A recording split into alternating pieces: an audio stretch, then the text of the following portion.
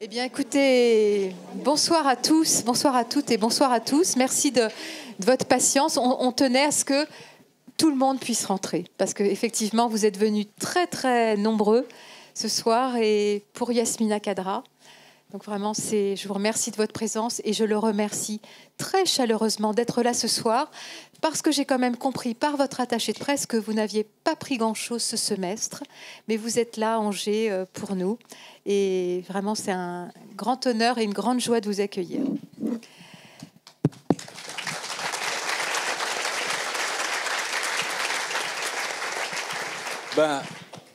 Bonjour à toutes et à tous. C'est un bonheur pour moi. Vous savez, l'écrivain fait des livres, mais c'est vous qui faites l'écrivain. Donc, sans vous, je ne suis que lettre morte. Alors, si je vis, c'est grâce à vous. C'est la moindre des choses de venir vous dire merci.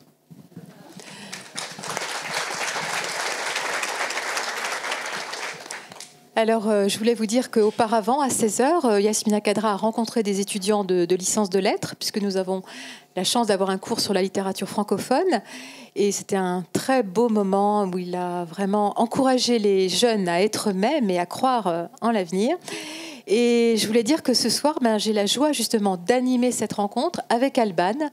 Alban, qui est une de ces étudiantes de 3e année de licence qui va faire son mémoire de recherche sur l'attentat. Voilà. Donc on va animer ensemble. Et voilà, donc dans un premier temps, je vais laisser la parole à Alban et à Yasmina Khadra. Et puis ensuite, moi, je me centrerai sur ce dernier petit volume. Mais c'est vraiment en 520 pages qu'on ne sent pas passer. Qui l'a lu ou pas encore? Il y a quelques bons élèves, mais après il y a tous ceux qui vont le lire. Je vois qu'il y a beaucoup de vénards qui ne l'ont pas encore lu. Parce que vous allez vous régaler. Voilà, ce sera donc dans un second temps. Et puis, bien sûr, après, un micro circulera pour que vous puissiez poser les questions que vous avez. Et ensuite, un temps aussi que vous attendez certainement, un temps de signature, puisque je remercie beaucoup la librairie Hilario d'être là ce soir, à l'extérieur, comme vous avez pu le constater. Donc, je vous souhaite une très belle soirée et je passe la parole à Alban. Alors. Bonsoir à tous. Bonsoir Yasmina. Bonsoir. Merci beaucoup d'être avec nous et de nous offrir ce précieux moment d'échange. Donc, je vais rapidement vous présenter. Donc, de votre nom, Mohamed Moulesséoul, pardon. Mais il ne faut pas le dire Mohamed, c'est dangereux aussi. Enfin. Bon, donc Yasmina Khadra. Peut-être Éric Zemmour dans les parages. Bon, excusez-moi pour cette petite erreur. Vous êtes l'auteur algérien le plus lu au monde. Après une carrière militaire en Algérie, vous vous êtes pleinement consacré à l'écriture. Vous êtes l'auteur de la célèbre trilogie contenant Les Hirondelles de Kaboul, L'Attentat et Les Sirènes de Bagdad. Vos titres Moritori, Ce que le jour doit à la nuit, L'Attentat et Les Hirondelles de Kaboul ont été adaptés au cinéma. Vous êtes traduit dans plus d'une 50aine de langues et vos livres ont touché des millions de lecteurs dans le monde. Votre dernier roman, Les Vertueux, que Anne Proto a rapidement présenté, il reviendra que beaucoup vont se dépêcher d'acheter.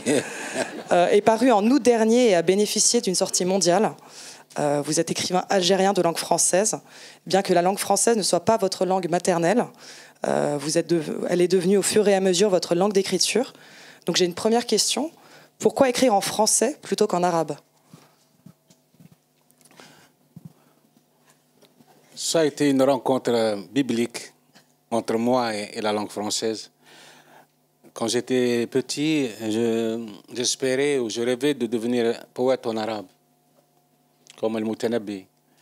Et j'étais nul en français. Donc, le problème, c'est que mes professeurs d'arabe ne m'encourageaient pas à poursuivre cette vocation qui était en moi, c'est-à-dire devenir poète en arabe. Et mon professeur de français, qui était français, d'origine, de souche, il m'encourageait malgré ma médiocrité. Il s'intéressait à mon imaginaire. Il me dit c'est dommage que l'on puisse avoir un tel imaginaire et ne pas lui prêter les accessoires qui vont avec. Et ce professeur m'a beaucoup aidé et je l'ai aimé. Je l'ai aimé vraiment. Et quand on aime, on s'interdit de décevoir. Donc je me suis investi dans cette langue et j'ai découvert qu'elle était magnifique. Elle était aussi magnifique que la langue arabe. Et ça a été une belle aventure, une très belle aventure. Et cette langue que je n'ai jamais étudiée, moi je l'ai dit tout à l'heure à nos étudiants, je ne l'ai jamais étudiée, mais je n'ai pas arrêté de l'aimer. Et c'est pour ça qu'elle me le rend bien. Voilà. Merci beaucoup. Dans le monde arabe, je suis un petit peu traité de traître. Ouais. Il y a beaucoup de grands critiques, hein. Ce sont des critiques qui sont assez puissants, qui trouvent que je suis un renégat parce que j'écris dans une langue du colonialisme. J'ai dit non, la langue française, c'est ma langue d'écrivain. Elle n'est pas la langue de Molière ni de Voltaire, elle est ma langue à moi et je suis fier d'avoir comme compagne une telle magnificence. Voilà. Et je crois qu'ils sont jaloux, tout simplement. C'est très certainement ça, à mon avis. Dans la plupart de vos romans, vous questionnez les notions de liberté, de destin et d'exil. Vous traitez de sujets très sensibles comme l'hyperterrorisme et de grands conflits au Moyen-Orient, comme dans votre trilogie Les Hirondelles de Kaboul qui se passe en Afghanistan, Les Sirènes de Bagdad en Irak et l'attentat qui prend place dans le conflit israélo-palestinien. Je vais me pencher en particulier rapidement sur l'attentat que vous avez publié en 2005 et sur lequel je fais mon mémoire. Donc pour rappel, pour ceux qui n'ont pas lu l'attentat, donc on suit l'histoire du docteur Amin, qui est chirurgien israélien d'origine arabe. Et en fait, il découvre du jour au lendemain que sa femme est kamikaze et à l'origine du dernier attentat. Personnellement, j'ai été extrêmement touchée par ce roman. Même si j'avais conscience du conflit israélo-palestinien, j'ai vraiment découvert, mais vraiment à l'intérieur de votre écriture, toute l'étendue de sa violence. Et je trouve ça très important, grâce à la littérature, de nous permettre de vraiment prendre conscience de ces choses-là. On ressent très fortement dans ce roman la notion d'identité, d'appartenance à une patrie. Comment vous êtes-vous senti concerné par le problème israélo-palestinien? Pas seulement par le problème israélo-palestinien, je suis consterné par tous les conflits. L'être humain n'a pas encore accédé à la maturité. Et il ne sait pas encore qu'il est la chose la plus précieuse qui puisse exister au monde. Et que rien ne doit supplanter sa vie, rien au monde. Ni la religion, ni la patrie, ni l'idéologie. Parce qu'on ne vit qu'une seule fois. Et chacun de nous est irremplaçable. Chacun de vous, chacun de nous est unique, unique. Donc, se sacrifier pour quelque chose qui va nous oublier, c'est peut-être la plus grande offense que l'on puisse faire à soi-même. Donc, quand j'ai écrit l'attentat, je ne suis pas qu'un écrivain polémiste. Je déteste ça. Pour moi, la littérature, c'est une générosité. C'est quelque chose qui nous ouvre le monde, qui nous permet de nous apprécier à travers nos lectures. Donc, il y a une certaine hiérarchie dans l'acceptation de l'autre. Donc, plus on l'accepte, plus on est humain. Et donc, j'ai voulu tout simplement dire, d'ailleurs, c'est écrit dans le texte, ma vie. Il n'y a rien au-dessus de ma vie, c'est le personnage qui le dit, ou son père, mais ma vie n'est pas au-dessus de celle des autres. C'est toute la philosophie qui devrait être la nôtre. Ma vie, il n'y a rien au-dessus de ma vie, mais ma vie n'est pas au-dessus de celle des autres. C'est ça. Donc j'ai écrit ce roman pour essayer tout simplement de convoquer l'intelligence, de convoquer cette empathie qui fait de nous des êtres humains.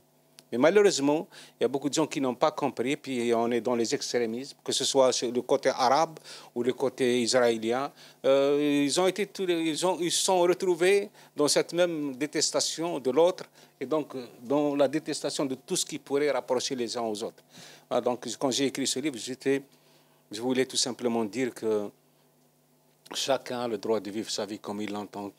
Le vrai devoir d'un être humain, c'est de vivre et de laisser vivre. J'ai repris cette phrase dans Khalil. Vivre et laisser vivre. Voilà. Je vais désormais me pencher sur Les Hirondelles de Kaboul, que vous avez publié en 2002. En 2002, pardon. En 2021, vous avez décidé de publier une préface suite à la prise de pouvoir des talibans à Kaboul. Dans cette préface, vous décrivez la situation à Kaboul. Vous dites « Les mots deviennent dérisoires devant l'ampleur de l'inconcevable » et un peu plus loin, qu'il faut se battre encore et encore, ne jamais baisser les bras. Toute chose en ce monde a une fin et aucun malheur n'est éternel. Oui, c'est ma conviction. Vous savez, j'étais en Italie quand... Je savais qu'ils allaient revenir, parce qu'il y avait beaucoup beaucoup de journalistes qui m'avaient appelé pour me demander est-ce que vous pensez que les talibans vont revenir. J'ai dit ils sont déjà en route et rien ne va les arrêter. Mais au fond de moi-même, j'espérais, mais vraiment j'espérais me tromper. Et puis j'étais en Italie quand les talibans sont revenus et tout le monde a assisté à cette débandade, à cette ruée vers je ne sais quoi, ces gens qui s'accrochaient aux roues des avions. C'est impensable. L'être humain est devenu complètement étranger à lui-même. Et donc mon éditeur italien m'avait demandé d'écrire une préface qui a été reprise par tous mes autres éditeurs. Cette préface, toutes les maisons d'édition qui avaient publié Les Hirondelles de Kaboul ont fait une nouvelle édition avec cette préface. Parce que tout simplement, je n'étais pas seulement, j'étais pas blessé, j'étais outré. C'est comme si d'un seul coup, j'ai découvert toute l'inefficacité de la littérature, du combat, de la foi dans l'homme. C'est terrible. Vous imaginez des jeunes filles qui, à 20 ans, elles ont commencé à aller à l'école, au collège, et puis ils ont commencé à voir d'avoir la télévision à la maison, voir des films, et d'un seul coup, ces filles qui ont connu une certaine liberté, elles vont être néantisées totalement, elles n'existent plus. C'est à peine un voile sur un être fantomatique, c'est terrible. Donc, mais qu'est-ce qu'on peut... les derniers mots, il faut se battre. Il faut continuer de se battre. C'est vrai que quelquefois, on est tellement pris au dépourvu par nos propres espérances que lorsque l'échec est là, il nous détruit. Mais non, il ne faut pas être détruit, il ne faut pas se laisser détruire. Il faut continuer de se battre et espérer pour les autres le meilleur. Parce que le meilleur est possible, puisque le pire est là, le meilleur est possible aussi. Et donc, écrire sur ces sujets n'est absolument pas évident. On peut rapidement tomber dans le cliché. Les pièges sont nombreux et la voie de la justesse semble hasardeuse. Vous optez pour une perspective qui met au premier plan le sujet humain, ses contradictions, son impuissance devant des forces qui lui échappent. Ce qui vous intéresse dans la littérature, est-ce que c'est de mettre le sujet humain au premier plan ? Oui. Oui, on a, à un certain moment, on a parlé de la planète comme un village. Et au cœur de ce village, il y a l'être humain. Mais c'était une diversion. Quand on voit ce que la finance internationale, enfin tous les gens riches, ils font de l'humanité, c'est pas possible. L'homme, il est exclu. L'homme, c'est un outil de rentabilisation. Voilà, on rentabilise des choses comme ça. Il n'est pas le socle de toutes les espérances.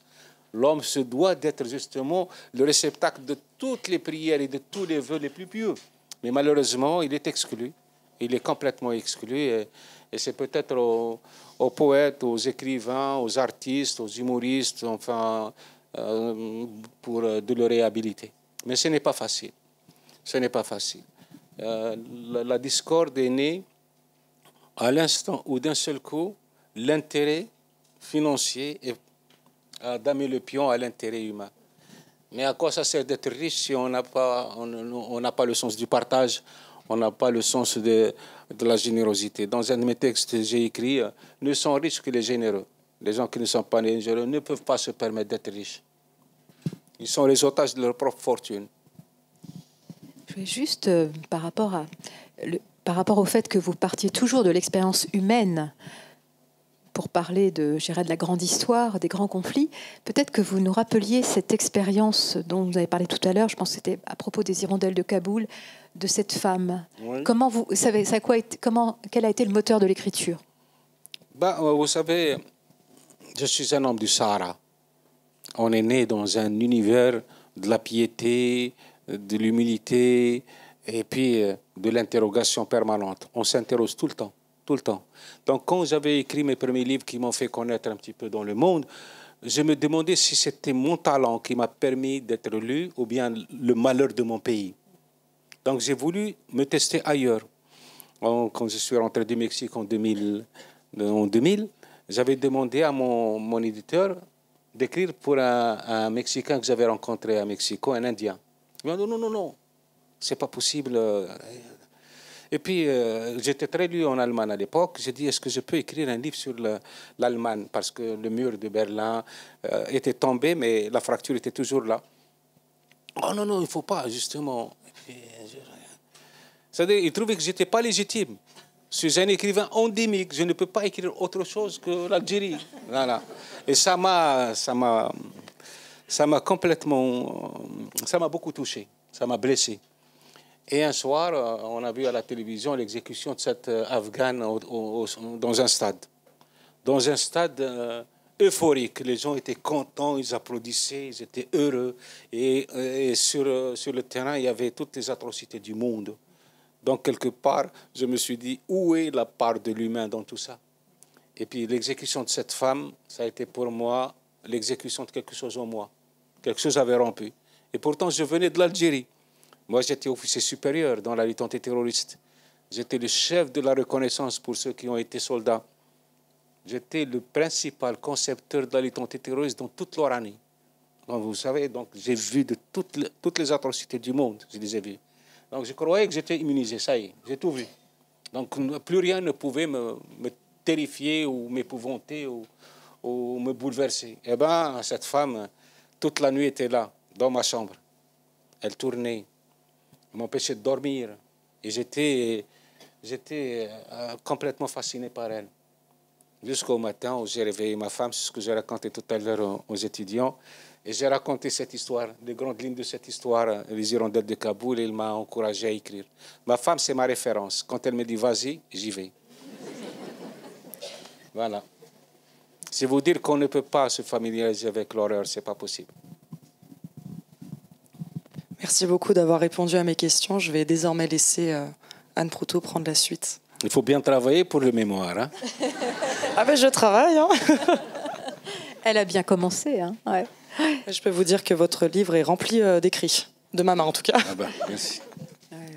C'est vrai que c'est émouvant d'être lu par des jeunes. Hein.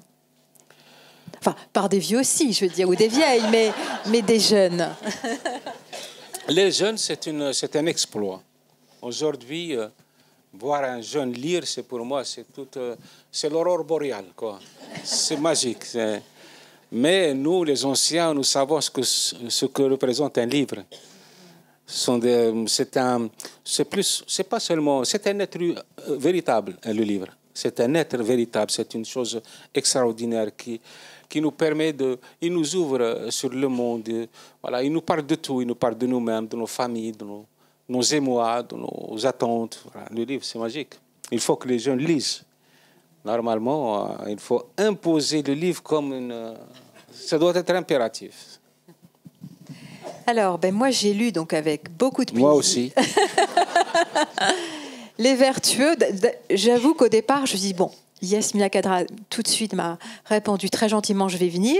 Je dis, tiens, je vais lire son dernier livre à l'occasion. C'est toujours un livre de gagné. Hein. Le petit pavé, je me suis dit, oh là là. Mais vraiment, je vous le dis, j'ai lu ça d'une traite et ça... Enfin, Cher Sasli comme une grande fresque, une grande épopée. Avec un talent de conteur, on ne lâche pas. Rien à voir avec mon talent. Hein. Ah non. Vous savez ce que je fais, moi, quand je termine un bouquin, je vais à Barbès. Et alors... Il y a là-bas un marabout extraordinaire. Il maraboute mon bouquin et c'est comme ça que vous êtes fasciné. Ça a bien fonctionné avec moi. Donc là, c'est l'histoire d'un petit berger qui s'appelle Yassine. Hein. On est donc en Algérie dans les années juste avant la Première Guerre mondiale, puisque ce jeune berger, va être enrôlé, va partir à la place d'un autre.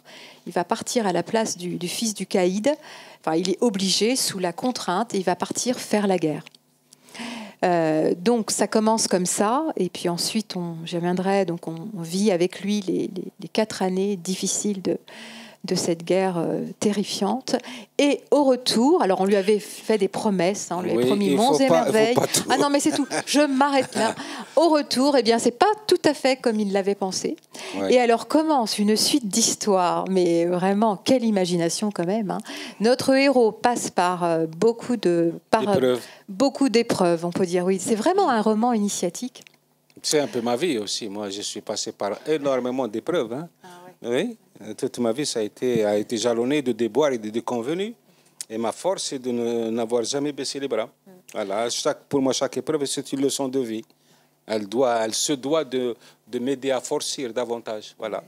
Mais ça se sent. Hein. Enfin, on sent que vous y avez mis beaucoup de vous-même.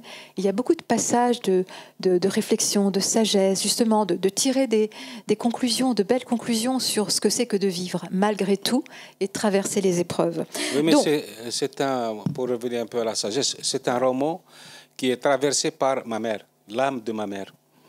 Ma mère ne m'avait jamais parlé de tirailleurs. D'ailleurs, c'était en 2008 ou 2009. Il y avait un Algérien qui se battait pour que les tirailleurs soient reconnus. Et donc, il a fait une bande dessinée avec un illustrateur. Et il m'a demandé de préfacer cette bande dessinée, ce que j'ai fait. Et puis, par la suite, il est revenu me demander d'écrire un livre sur les tirailleurs. J'ai dit, moi, je n'écris pas comment on appelle, sur commande. Oui. J'écris quand je suis interpellé par quelque chose. Mais je crois que c'est resté dans ma tête comme un agent dormant. Et puis, 2 ans avant la mort, 1 année avant la mort de ma mère, subitement, elle a commencé à me parler de ses grands-oncles qui étaient partis faire la Première Guerre mondiale. Je me suis dit, ma mère ne peut pas, elle ne m'a jamais parlé de tirailleurs, jamais, au grand jamais. J'ai dit, si elle me parle, si elle me raconte ça, c'est que quelque part, l'agent dormant doit se réveiller. Et j'ai écrit ce livre pour elle. Parce que elle est partout. C'est une femme du Sahara. Elle était la fille d'un immense riche, un féodal. Enfin, il avait des fermes. Enfin, il était très riche, son père. Mais voilà, tout ce qu'elle me racontait est revenu à travers ce texte et j'ai voulu lui rendre hommage. Et pour rendre hommage à une mère qu'on a adorée, j'ai fait en sorte que ce livre soit le meilleur livre que j'ai écrit. Alors les gens qui ne l'ont pas lu, ils n'ont pas intérêt à passer à côté de ça. Ah, mais je voulais terminer par votre mère, mais on va commencer par votre mère, puisque ce livre lui est dédié. Oui. Et c'est vrai que à ma mère qui ne savait ni lire ni écrire et qui m'a inspiré ce livre. Oui, vous savez, aujourd'hui, il y a des gens qui s'étonnent. On me dit, oui, mais vos personnages, ils parlent très correctement, ils ont une certaine philosophie de la vie. Je dis, mais vous croyez qu'on apprend ça à l'école?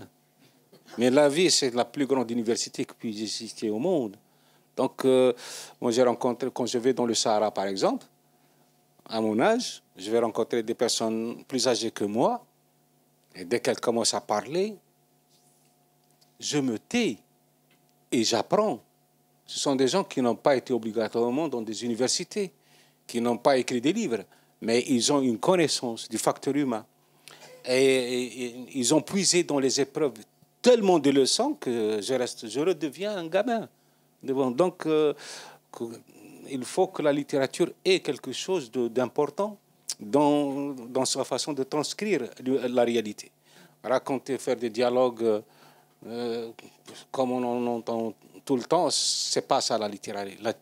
Moi, je prête ma plume aux gens qui ont des choses à dire, mais qui n'ont pas les moyens de le dire. Donc, je deviens un petit peu leur interprète. Oui. Voilà. Pas porte-parole, interprète seulement. Donc, il faut que quand le dialogue est beau, il faut le saluer. Il ne faut pas dire, oh mon Dieu, il parle comme... Il y avait un type dans le Nouvel Obs qui a dit, oui, mais ces personnages parlent comme Monterland. J'ai dit, non, ils parlent mieux que Monterland. Alors, pour rester un petit peu avec votre mère, j'avais pensé à un moment, mais j'ai oublié de le faire ce soir, de passer devant tout le monde. Vous êtes allé à la Grande Librairie il n'y a pas longtemps. Et donc, une lettre que vous avez écrite pour votre mère a été lue par une comédienne. Et peut-être, est-ce que vous pouvez nous redire quelques éléments? Parce que en remerciant votre mère, j'ai compris aussi combien elle était présente dans votre vocation d'écrivain, de raconteur d'histoire. C'est une femme qui vous a beaucoup raconté d'histoires. Oui, ce qui était magique chez ma mère, c'est que c'est une femme qui n'a jamais arrêté de souffrir. Je vous assure, sa vie, c'est une longue souffrance. C'est 83 ans de souffrance. Et elle n'a jamais, au grand jamais, souhaité du mal aux autres. Souhaité seulement, même pas faire. J'ai trouvé cette femme, moi j'étais en fascination devant elle. Et quand elle me parlait, elle était analphabète, mais elle savait tellement dire les choses. C'était un véritable musicien, elle insufflait une âme, n'importe quoi, c'est une voiture, un arbre, parler, c'était une poésie incarnée. Sauf qu'elle n'avait pas le vocable qui allait avec. Mais l'émotion et le moindre mot, la moindre tournure de phrase qu'elle a, aussi dérisoire soit-elle, était d'une force poétique incroyable. Donc voilà, c'est une mère qui est toujours là. Avant, je vous assure que c'est la vérité. J'ai fait 8 ans de guerre. 8 ans de guerre antiterroriste. J'étais au premier rang. On ne peut pas tricher avec une caméra qui est là. J'étais toujours aux premières loges de cette guerre. Et quand je pensais à ma mère, j'étais absolument certain de pouvoir m'en sortir. J'ai dit, peut-être je sortirai vivant, blessé peut-être, mais vivant. Mais depuis que je n'avais peur de rien. Mais depuis que ma mère est morte, j'ai peur de tout. Je vous assure, j'ai peur de tout. Je suis tout le temps dans le doute, dans l'incertitude. Donc, la mer, pour moi, c'est on arrive à accéder à cette splendeur incarnée. On est capable d'accéder à toutes les étoiles du ciel. Alors, votre livre, il porte un beau titre, et on sait combien les titres sont importants. Combien ils nous font rêver, ils nous font entrevoir ce qui est à l'intérieur du livre, les vertueux. Oui. Alors, comment ça vous est venu, ce titre? Ça a été très difficile. Je n'ai pas réussi à trouver un titre pour ce roman. C'était fou. J'ai essayé, je sais pas, une vingtaine de titres, mais aucun ne correspondait véritablement à ce que je voulais pour ce roman. Et le dernier titre, c'était les 7 marches de l'arc-en-ciel. J'étais content. J'ai dit, même quand j'ai envoyé le manuscrit, c'était avec ça, les 7 marches de l'arc-en-ciel. Et puis mes filles étaient venues me voir. Elles m'ont dit, papa, vous savez, tu sais, c'est un titre ambigu. Hein. Les 7 marches, l'arc-en-ciel, aujourd'hui, c'est plus la même chose. Parce que toi, tu parles des marches de l'escalier, là, mais on fait les marches comment ça s'appelle, les rap... Je sais pas, je suis trop vieille, je sais pas. Les rap parties ou quoi? Comment on les appelle? Hein? Le Gay Pride, voilà, c'est la marche, voilà, et l'arc-en-ciel. Ah, j'ai dit oui, donc voilà. Et un soir, c'est venu comme ça, les vertueux.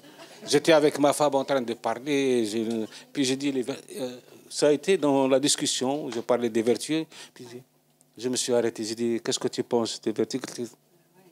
À juger. Et c'est comme ça. Très beau titre. Hein. Voilà. Parce que ça veut dire c'est pour ça que ma femme maintenant partage tous les biens. Et les futurs biens de ceux qui achèteront bientôt ce magnifique livre. Et alors, c'est vrai qu'il y a Yacine, bien sûr, qui est un vertueux. Mais il n'y a pas que lui, c'est le pluriel qui m'a alerté. Hein. Ouais. Il y a d'autres belles figures dans votre... Il y en a partout. Il y en a partout. Hein. Je crois que la majorité de l'espèce humaine est vertueuse. La majorité. Mais qu'est-ce qu'on voit? On voit que les gens qui sont désagréables. On voit que les gens qui sont peut-être... Ils sont visibles parce qu'ils sont dans l'ignominie, dans l'agression, mais les gens justes, ils n'ont pas besoin de se donner en spectacle. Ils n'ont pas besoin de cette visibilité. Ils sont déjà le monde et ils le savent. Donc voilà, les vertus, ils sont partout. Moi, je les ai rencontrés partout. C'est des êtres magnifiques. Je voyage beaucoup. D'ailleurs, c'est ce que j'ai dit une fois à la radio. J'ai dit les Français devraient se rendre compte d'une chose. La France est un mythe à l'étranger. La France, c'est un mythe à l'étranger. Quand je vais en Inde ou bien au Japon, je vais... Bon, les grandes nations, mais je vais dans les arrière-pays, comme en Inde ou en Amérique latine. Quand je dis, ou bien en Afrique, je dis, je viens de Paris, de France, les yeux s'écarquillent. La France, vous êtes un grand mythe. Ne laissez pas les chahutants chahuter votre gloire. Vraiment, il faut vous battre pour que ce mythe reste. La France, c'est le pays des droits de l'homme. C'est le pays des grands, de la pensée. Voltaire, il fascinait le monde entier à l'époque, même les tsarines. Donc, il faut revenir à ça. Ne laissez pas les racistes et les gens de basse envergure détruire cette chose magnifique qu'on appelle la France. Alors, il y a des pages vraiment magnifiquement écrites autour de la guerre 14-18, de celle que fait Yanis en tant qu'indigène. Vous êtes sûr qu'elle est magnifiquement écrite? Oui, parce que vraiment... c'est pas moi qui le dis. Ouais, c'est vrai. Oh là là. Parce que vraiment, on est avec lui, on est avec eux. On est dans le froid, on a peur, on est avec cette peur de la mort qui rôde. Et vraiment, alors c'est intéressant d'abord de la voir d'un point de vue d'un indigène, d'un tirailleur. Enfin, on les appelle les turcos, c'est ça? Turcos, oui. Hein, ces tirailleurs algériens. Les turcos, pour revenir un peu à l'histoire, c'est pendant la guerre de Crimée. Il y avait les Algériens qui étaient allés se battre et ils devaient attaquer Sébastopol. Et les Russes, quand ils ont vu cette vaillance arriver, ils les ont pris pour les Turcs. Les Russes, il y avait une très grande tradition de guerre entre les Turcs et les Russes. Donc, ils ont vu cette vaillance arriver comme une vague en disant les Turcos, et c'est resté comme ça depuis 1870. Alors, Alors, bon, je sais que vous êtes un militaire, mais vous avez lu, vous vous êtes documenté. Comment vous avez fait il y a vraiment, ça fait penser parfois à des beaux textes comme celui des Les Croix de bois de Dorgelès, du point de vue Non, je ne me suis pas documenté outrageusement. J'ai voulu savoir juste où le deuxième régiment des tirailleurs avait opéré véritablement. C'est-à-dire, j'ai cherché uniquement les endroits où il a bataillé. Pour la guerre, moi, je la connaissais un petit peu parce que je l'ai vécue. Et puis, je la déteste tellement, cette guerre. Je sais que c'est la faillite du bon sens, la guerre. Ça prouve qu'on n'a pas tellement évolué. Voilà, et donc, ça a été très facile pour moi d'imaginer le reste. Mais ce qu'il me fallait, c'est vraiment savoir où ce régiment avait manœuvré. Parce que mes détracteurs n'attendent que ça. Donc, je voulais vraiment essayer d'élaguer au maximum toutes les petites erreurs qui pourraient fausser un petit peu l'histoire. Alors, quelque chose que moi j'ai appris aussi dans votre roman, au-delà de la guerre 14-18, c'était tous ces affrontements entre les tribus en Algérie. Et tout à l'heure, vous rappeliez que finalement, la France a mis du temps à vraiment coloniser toute l'Algérie. Ah oui. Et qu'il y a eu Est-ce que vous pouvez nous reparler de... Parce que c'est quand même au centre aussi de cette histoire de Yanis, d'être pris dans des affrontements entre tribus avec des caïds, des chefs. D'abord, pourquoi j'ai écrit Les Vertueux? Pourquoi j'ai situé l'histoire dans la première moitié du XXe siècle? C'est à cette époque que l'Algérien d'aujourd'hui a été conçu. L'Algérien que vous connaissez aujourd'hui a été conçu pendant cette première partie du XXe siècle. Avant, la France n'a jamais été acceptée en Algérie. Elle a dû se battre pendant des décennies. Donc, mais c'était toujours des batailles tribales. C'était des tribus qui s'attaquaient ou qui essayaient de repousser la progression inexorable de l'armée française en territoire algérien. Ce n'est qu'à partir de la Première Guerre mondiale que la notion de la nation a commencé à germer dans les esprits algériens. Et ils ont compris qu'on ne peut pas se battre contre la plus grande puissance du monde en restant dans un combat tribaliste. Il faut absolument que le combat soit étendu à toute la nation. C'est au retour de la Première Guerre mondiale, d'ailleurs c'est à partir de 1920, que dans les confréries, on a commencé à parler en tant que peuple. Et ça a fait son chemin. D'ailleurs, tout de suite après, il y a eu des associations, des ulama, les politiques ont commencé à naître et à revendiquer l'Algérie entière et non pas seulement les tribus. Donc voilà, c'est... Oui, c'est ça. Pour ce qui explique l'Algérie d'aujourd'hui, c'est ça oui. que vous me dites. Moi, par exemple, ma tribu, les Douémini, il a fallu 73 ans à l'armée française pour venir à bout de notre vaillance, de notre résistance. Oui, on a été vaincus en 1903. J'en parle dans ce livre. En 1903, sur toute la tribu, 70% de la population mâle de la tribu avait été anéantie. C'est comme ça que mon grand-père, qui était le dernier cheikh, il a baissé les bras. Il a été vaincu.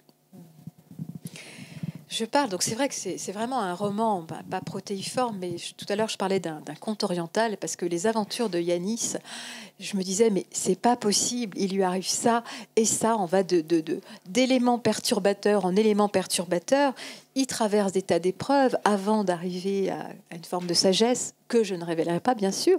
Alors comment vous avez écrit ce livre? Est-ce que vous saviez d'avance tout ce qui allait arriver à ce brave Yanis? C'est comme ça que je fonctionne.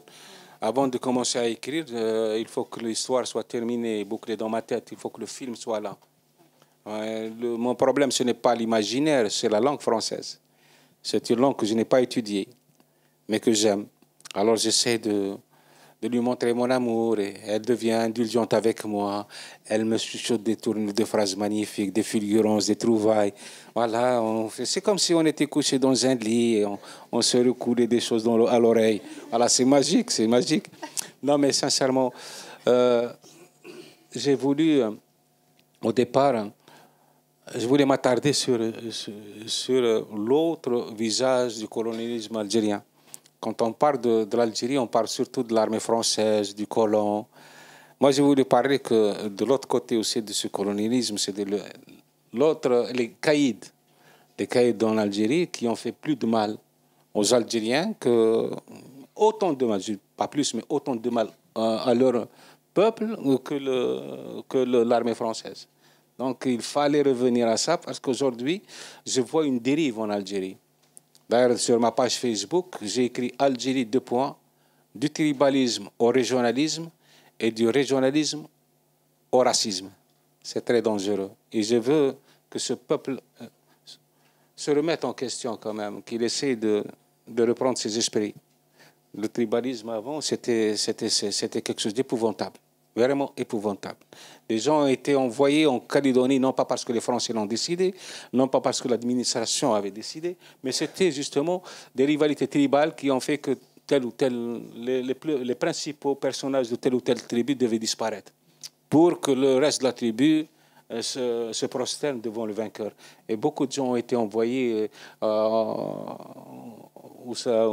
Guyane ou bien en Nouvelle-Calédonie, à Madagascar, à cause des Algériens. Alors, il y a de très belles pages sur les femmes. C'est normal, c'est moi qui les ai écrites. Voilà. Et on parlait de votre mère tout à l'heure, mais elle vous a bien inspiré parce que il est très beau. Il y a 2 types de femmes. Enfin, il y a cette femme, on pourrait dire femmes traditionnelles. Ah, 3. J'en ai oublié une. En tout cas, une femme traditionnelle, je dirais pas laquelle. Enfin, bon, c'est Myriam. Ouais. Il y a Abla aussi, qui est une femme étonnante, la guerrière, la combattante en même temps. Et la 3e alors? C'est Lella. Ah oui. Alors, ces 3 femmes. Moi, j'ai adoré Lella. De toutes les femmes, j'ai adoré Lella. Elle était une féministe avant l'heure. À un certain moment, elle a voulu vivre sa vie. Et elle s'est rebellée contre... Mais oui, à Oran, bien sûr, voilà. La patronne du magasin, enfin, du magasin de tissus. Voilà. Oui, c'est vrai, il y a elle aussi. Ouais. Alors, donc, il y a beaucoup... J'adore les femmes battantes qui disent de temps en temps aux hommes, allez, dehors. Vous savez, c'était dans les années 2002 ou 2003, au début des années 2000. J'étais invité à Grenoble, à l'université. Ça s'est très bien passé. Et puis, il y avait une danseuse du ventre qui était venue pour moi, une fan, paraît-il. On m'a invité dans un restaurant marocain. Et la femme, elle a commencé à danser. Elle a porté cette robe de danseuse du ventre et tout. Et puis, elle m'a invité à danser. J'ai dit, non, je ne peux pas danser. Quand même, on m'a dit, elle est venue pour toi, c'est pas possible. Eh bien, je suis venu, j'ai fait 2 pas de danse seulement. Mais France 3 était là. Et ça a été filmé. Quand je suis rentré à la maison, ma femme n'a pas voulu ouvrir la porte. Elle m'a dit, tu n'as pas honte à ton âge de donner un spectacle. Je n'avais que 45 ans. Hein. À ton âge, eh ben voilà. Moi, j'aime les femmes quand elles sont fortes. Parce que les hommes, il faut vraiment les dresser. Voilà, il faut... L'essence même de l'humanité, c'est la femme. Elle est le socle de toutes choses. C'est une merveille, la femme. Quelqu'un qui veut vivre heureux, il faut qu'il soit choyé par la femme. Si elle a la bénédiction de la femme, tout le reste devient bonheur pour lui. Et s'il n'a pas la bénédiction de la femme, il peut faire ce qu'il veut, il sera toujours isolé dans son propre petit malheur. Voilà. Donc pour moi, c'est important. En tout cas, c'est pas anodin qu'un auteur algérien développe des portraits de femmes affirmées, libres, émancipées. Écoutez, c'est ma femme qui m'a créé. Ouais. J'étais dans l'armée à l'âge de 9 ans. J'étais formaté par l'esprit soldatesque.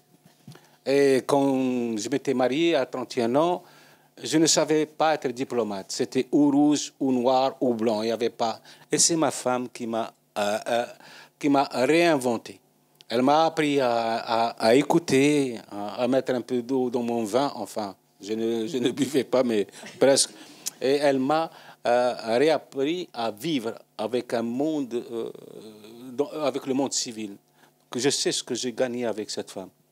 Et je vous assure que si elle n'était pas à mes côtés, je n'aurais rien réussi de toute ma vie. Je suis un auteur qui n'est pas tellement en odeur de sainteté en France. Je suis un écrivain qui est complètement isolé, boycotté, diabolisé, ça fait 20 ans. Et je pense qu'aucun écrivain n'aurait tenu le coup s'il n'y avait pas une femme comme la mienne à ses côtés. Donc, à chaque fois que j'étais à la périphérie de la reddition, il me suffisait de lever les yeux sur elle pour rebondir. Et je me rappelle en 2003, quand j'étais devenu persona non grata en France, suite bien sûr à cette fameuse campagne Qui tue qui, Donc on disait à l'époque, en Algérie, il n'y a pas de terroristes, c'était les militaires qui tuaient. Moi, je venais justement des maquis terroristes. J'ai dit, vous trompez, donc il fallait me faire taire. J'étais diabolisé, traité d'espion, de paria, de porteur de je ne sais quoi. Et ma femme m'a dit une chose terrible. Quand elle m'a vu comme ça, elle m'a dit, je n'ai plus confiance en toi. En Algérie, quand je te voyais partir le matin en mission, bon, j'avais peur. Mais quelque chose au fond de moi me disait que tu allais me revenir. Mais tu viens à Paris, tu te fais désarçonner par des salonnards, ça, je ne peux pas te le pardonner. Et vous savez ce que j'ai fait? Alors, j'étais rien, mes livres ne marchaient plus en France. J'étais beaucoup plus lu aux États-Unis, en Allemagne, en Italie, mais en France, rien. J'ai regardé ma femme dans les yeux, je lui ai dit, pour toi, je vais conquérir le monde. Et j'ai réussi à conquérir le monde. Aujourd'hui, je suis dans 60 pays, traduit en 54 langues, et ce n'est pas donné à n'importe qui. Par amour pour une femme, pour mériter cette femme qui s'est battue à mes côtés. Voilà. Donc, vous les hommes, si vous voulez devenir heureux un jour, regardez vos femmes dans les yeux et dites-leur, je vais conquérir le monde. Il y a des personnages de poètes aussi. Ça va être l'occasion pour moi qu'on fasse aussi, que je fasse entendre votre langue. Alors, un premier petit paragraphe sur un poète qui n'est pas, on va dire, poète de vocation, mais qui est l'éleveur de dromadaires, là, qui accueille à un moment le personnage. Non, ce n'est pas un poète, c'est un sage. Alors, voilà vous avez dit, alors voilà ce que vous dites à la page 326. Cet homme était un poète. Oui. Dans la pure tradition bédouine, il avait le verbe dans le sang. Je dirais même que son sang coulait dans le verbe. Il avait le mot juste pour chaque chose, mettait dessus de la chair et insufflait un pouls. Il avait des mots qui touchent autant le cœur que l'esprit. Vous connaissez par cœur? Oui. Ouais, c'est beau ce passage. Alors, il y a juste lui, et je me permets, dans la foulée, parce que... Non, mais... Alors, allez-y. Il faut comprendre, moi j'ai dit que c'est un poète, mais en vérité c'est un sage. C'est un sage. Tout ce qu'il dit est sublimé par la justesse des propos. Il choisit ses mots. C'est comme un poète. Mais lui, c'est un sage. Et cette sagesse, on la trouve encore dans le Sahara algérien ou bien dans l'arrière-pays de la Kabylie. Quand vous allez dans les vieux villages kabyles, vous allez rencontrer l'authenticité. Vous allez rencontrer des gens qui ont compris ce que c'est que vivre.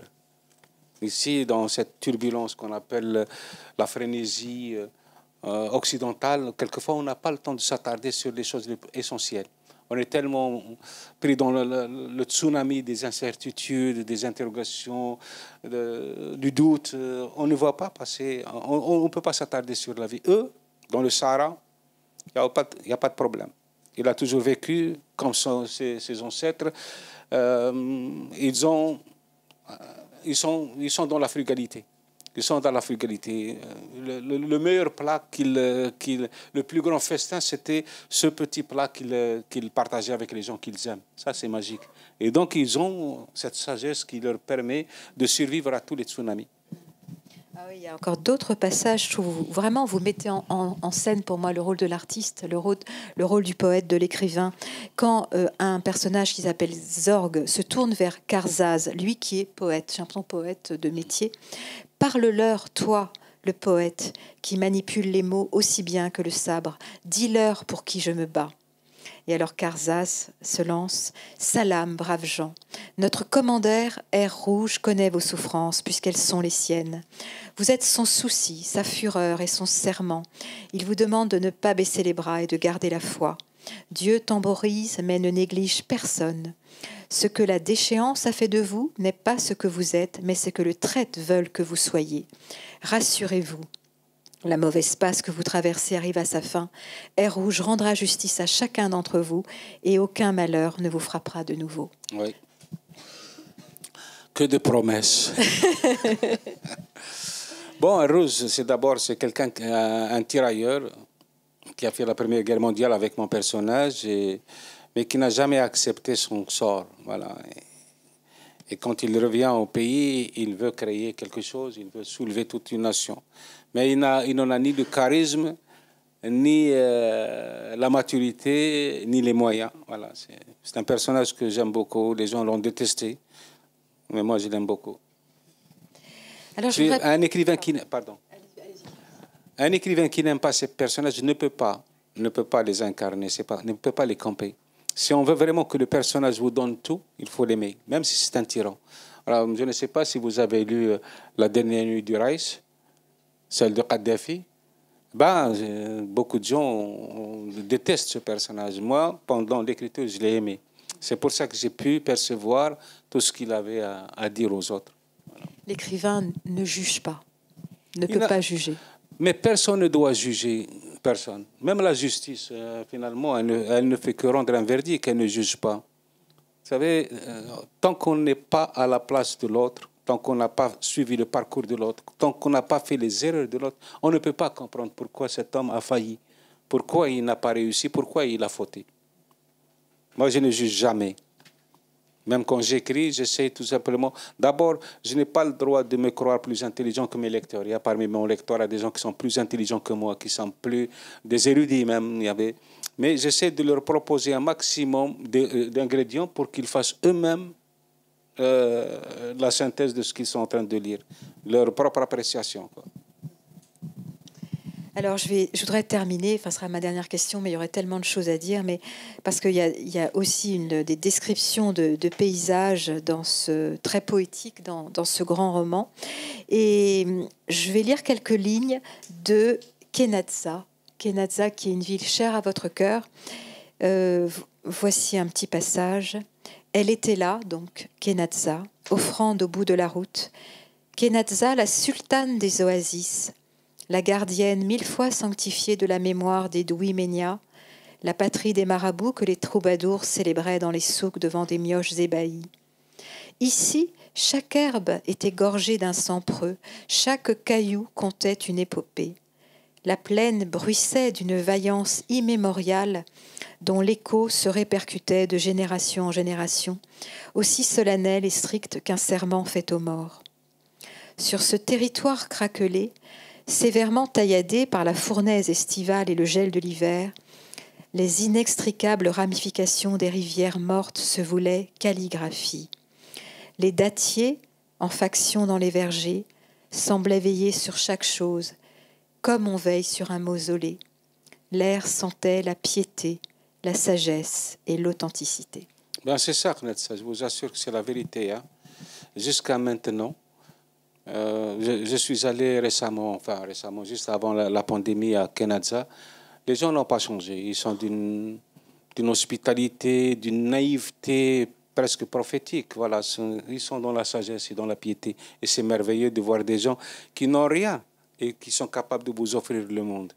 Vous pouvez frapper à n'importe quelle porte. Je dis bien n'importe quelle porte. Vous êtes le bienvenu. Ça, c'est ça, la maturité. C'est ça. Et puis, Kenatsa aussi, pour les gens peut-être que vous connaissez, Pierre Rabhi. Oui. On est né dans le même village. Et Malika Mokaddam, vous connaissez? Un peu moins, c'est une romancière. Malika Mokaddam, une grande romancière aussi. Voilà. On est né dans ce petit village perdu au port du Sahara. Voilà. Merci beaucoup, Yasmine. C'est moi.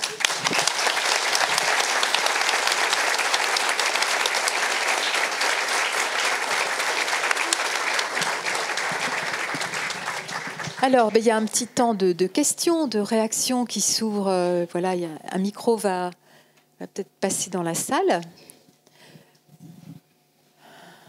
Qui veut jeter la première pierre? Voilà, il y a déjà... il y a plein de mains qui se lèvent. Oui.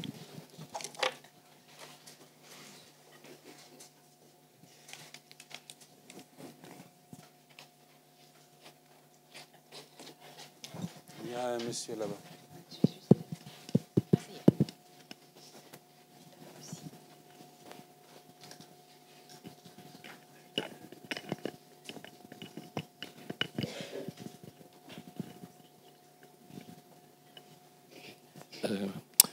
Je m'adresse à, j'allais dire, l'antiterroriste, et j'aimerais savoir ce que vous pensez de l'amnistie décrétée par Bouteflika. De l'amnistie décrétée par Bouteflika. Moi, j'ai jamais été d'accord avec ça. Je pense qu'un criminel, il doit passer devant un tribunal. Et le fait de... Le mea culpa n'efface pas tout. Donc, mais vous savez, les politiques, ils ont toujours tendance à sacrifier beaucoup de choses pour leur propre carrière. Et j'ai jamais été d'accord avec ça, la réconciliation. Il faut qu'elle passe au moins par un minimum de justice. Voilà.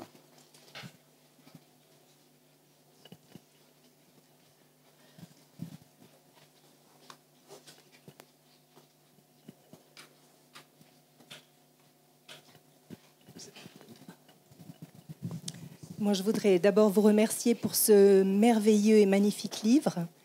Et j'avais deux questions. Y a-t-il dans cette histoire extraordinaire des faits qui sont réels, qui vous ont inspiré? Et puis, deuxième question, j'ai été infiniment touchée par la capacité de résilience et de pardon de votre héros Yacine. Et je me demandais quel était son ressort. Est-ce qu'il est d'ordre spirituel? Alors, vous avez évoqué la figure de votre mère qui vous a guidé tout au long de ce livre. Donc, c'était peut-être son ressort à elle aussi. Oui. Vous savez, je deviens vieux quand il y a deux questions, j'oublie toujours la première.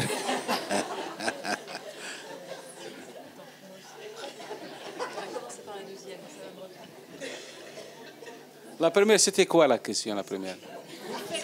Y a-t-il des faits réels dans Ah oui. Quand j'écris, j'essaie d'être le plus proche possible de la réalité. Il faut que je sois dans quelque chose de plausible. Sinon, moi-même, je ne serai pas honnête avec mon texte ni avec mes personnages.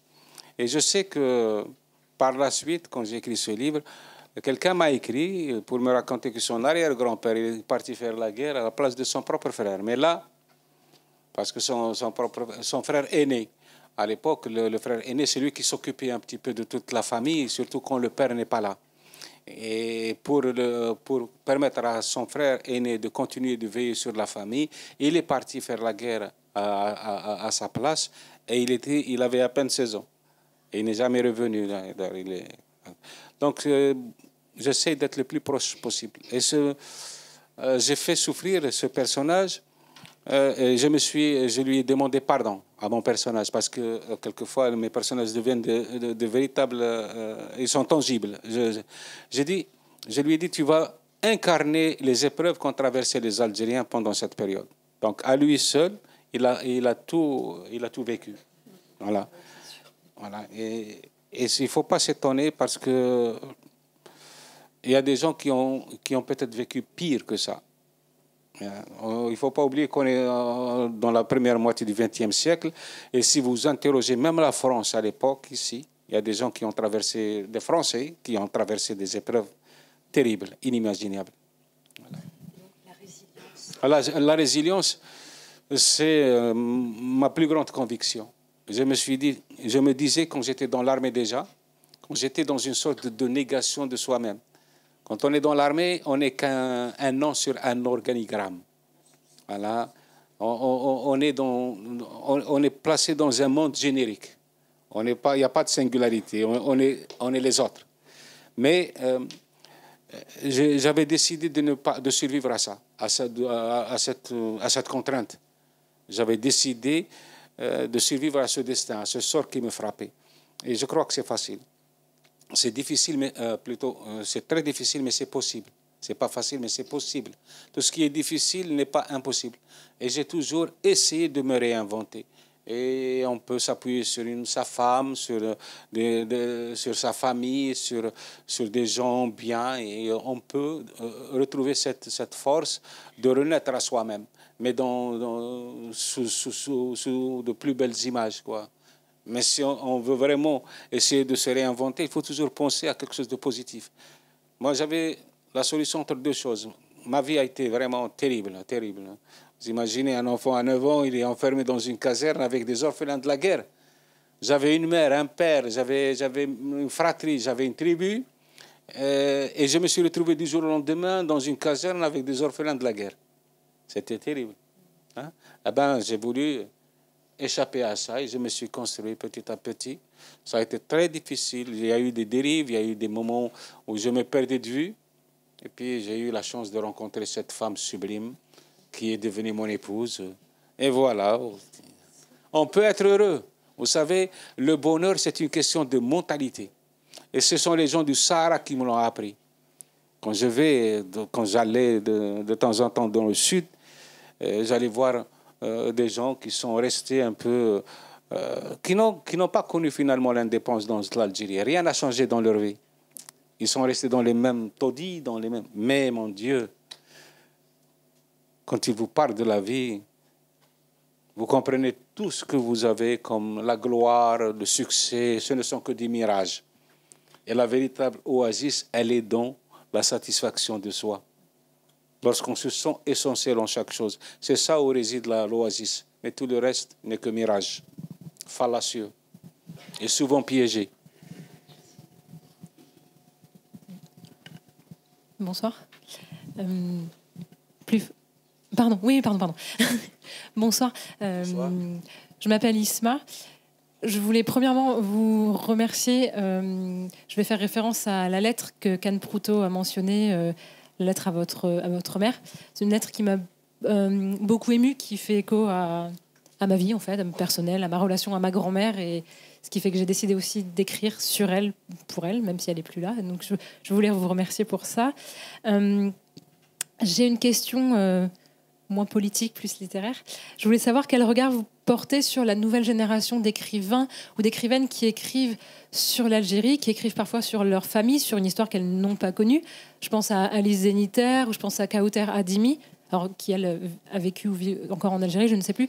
Mais quel regard portez-vous sur cette génération d'écrivains, d'écrivaines, non, je noté que des écrivaines, pouvoir des femmes, mais qui vont... qui transmettent en fait cette histoire-là de leur famille, de leurs ancêtres en fait. Écoutez, moi, je n'ai pas de regard sur ces gens-là. Je trouve que chacun se doit d'écrire ce qu'il a envie d'écrire. Ce qui m'importe, c'est que le livre retrouve sa place dans la société. Voilà, c'est tout. Je veux que le livre devienne un outil, mais de première nécessité. Donc, c'est toujours... moi, je les encourage. Mais le regard, qui suis-je, moi, pour les juger? Je ne suis qu'un auteur comme eux. Voilà. Moi, je me rappelle, au début des années 2000, quand j'allais en Algérie, au salon du livre algérien, ce que j'ai raconté tout à l'heure à mes chères étudiantes, il y avait deux pavillons, le livre religieux et le roman. Du côté du livre religieux, c'était, mon Dieu, ça grouillait de gens. Ça grouillait, vraiment. Et les gens achetaient par 50, 30, je ne sais pas. On les voyait sortir avec des brouettes de livres. Et côté roman, la déréliction. Il n'y avait rien. Il n'y avait rien. Eh bien, aujourd'hui, vous allez au salon d'Alger. Déjà, le département du livre religieux, il a disparu. Et tous les écrivains, maintenant, ils ont leur lectorat. Il y a des chaînes, il y a un enthousiasme, les gens sont contents. Et ça peut permettre aux écrivains de croire encore dans ce qu'ils font. Parce que le plus grand ennemi de l'art ou de la littérature, il n'y en a que deux. L'indifférence et la complaisance. Ce sont les deux pires ennemis de la créativité artistique ou littéraire. L'indifférence et la complaisance. C'est-à-dire quand vous écrivez quelque chose d'assez modeste et on vous dit « Oh, c'est magnifique, ça c'est... » Il ne faut jamais dire que c'est magnifique, c'est jamais. Il faut toujours essayer d'aller... il faut toujours se trouver des failles. Parce qu'aucune œuvre au monde n'est parfaite. Rien. Et c'est dans cette imperfection que réside l'essence même du talent. Heureusement qu'il y a cette imperfection. Je ne sais pas, c'est Baudelaire qui disait « Quand c'est beau, l'imperfection devient un accessoire de charme. » Ben, je ne suis pas d'accord. Quand c'est beau, c'est beau. L'imperfection n'est jamais un accessoire de charme. C'est une interpellation, l'imperfection. Ça nous dit, hop, vous avez encore beaucoup de choses à faire, beaucoup de chemin à parcourir. C'est comme ça qu'on avance dans la vie. J'ai répondu, ça va? Merci. Bonjour. Je suis Siema Marella, je suis enseignante. Vous êtes à côté de la porte parce que vous avez peur de moi? Exactement. J'ai peur de ce que... D'habitude, je ne suis pas impressionnée, je parle devant le public, mais là, je suis impressionnée par votre présence aujourd'hui. Je voulais tout simplement vous dire merci parce que quand vous vous battiez dans la montagne en Algérie, j'étais la petite fille. Et vos livres, pour moi, ont été comme une... je suis émue, hein, vraiment. Comme une psychanalyse, en fait. Lire tous vos livres me permettait de me dire, c'était pas dans ma tête. La mémoire collective, vous le savez très bien, en Algérie, elle est dispersée. Et vous montriez aussi, vous avez parlé de qui tue qui, etc. Vous montriez aussi une autre possibilité entre les extrêmes. On a toujours les extrêmes en Algérie, soit c'était tout ou son contraire. Et à cette période-là où vous, du coup, vous étiez boycottés, mais vous permettiez et vous montriez l'espoir à une nouvelle génération. Et tout simplement, merci. Merci pour tout. Mais les Algériens sont des extrémistes. Hein. Les Algériens, il n'y a pas de juste milieu. Alors, je vous assure, vous ne pouvez pas trouver meilleur ami au monde qu'un Algérien. Si vous avez un meilleur ami, votre meilleur ami algérien, sachez que vous pouvez dormir sur vos deux oreilles. Mais vous ne pouvez pas avoir pire ennemi au monde qu'un Algérien. Parce que quand quelqu'un vous déteste, quand un Algérien vous déteste, il déteste vos chaussures, le trottoir sur lequel vous marchez, vos voisins, votre voiture, le matricule de votre voiture, il déteste tout. Mais ils sont adorables, les Algériens, je vous assure. Moi, je les adore. Bien. Pas de regret, alors, oui. Eh bien, écoutez, un immense merci pour cette belle soirée.